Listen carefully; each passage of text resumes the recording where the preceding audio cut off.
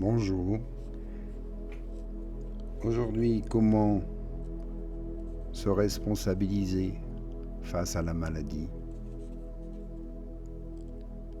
Soyez toujours à l'écoute de votre corps. Si vous écoutez votre corps avec le cœur, il va vous montrer l'origine de votre mal. Et quel que soit le mal qui vous affecte, vous avez toujours le choix. Celui de se désespérer ou celui de se reconquérir. Le choix de la tristesse ou celui de la confiance. Bien sûr, il y a des moments difficiles. Bien sûr, il faut se faire accompagner dans les pathologies lourdes. Bien sûr, il faut poursuivre les traitements conventionnels. Mais une grande part de notre responsabilité se manifeste dans la maîtrise de notre esprit et de nos émotions.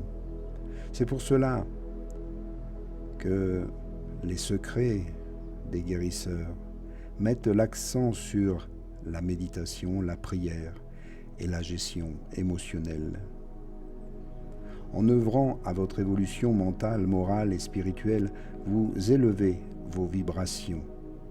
Vous accédez à un niveau de conscience dans lequel votre situation vous apparaîtra sous un angle plus lumineux.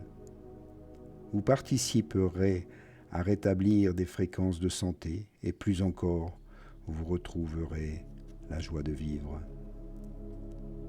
Le mot responsabilité a une étymologie très éclairante.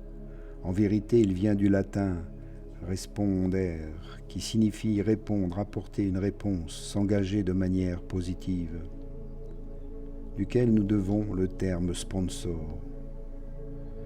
Peut-être qu'apporter une réponse appropriée à la maladie consiste à élever ses pensées et ses émotions au niveau de la vibration de l'amour, qui accepte, pardonne, comprend, soutient, crée, recrée la santé.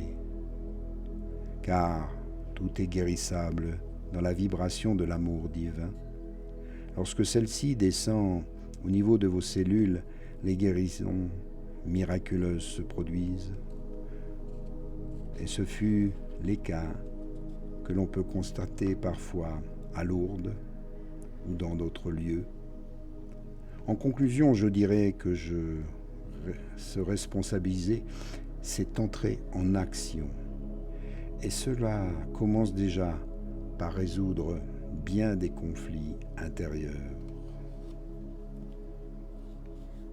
C'est aussi faire le choix d'être en paix, de pardonner, de se pardonner le plus souvent, de se sentir bien et de faire appel à l'aide spirituelle.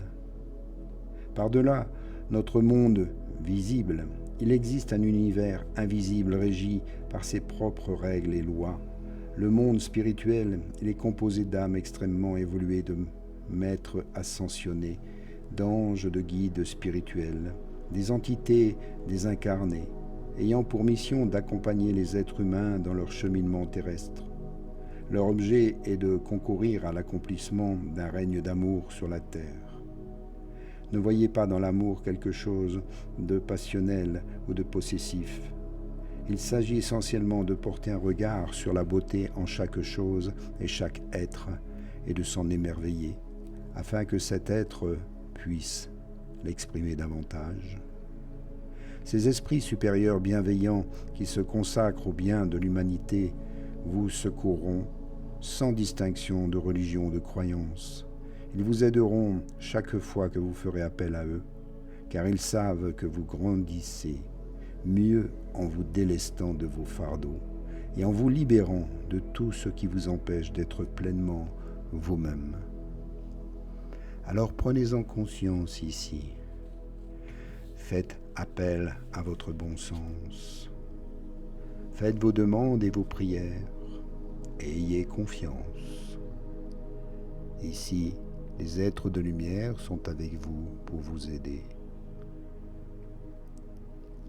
Namasté. À bientôt.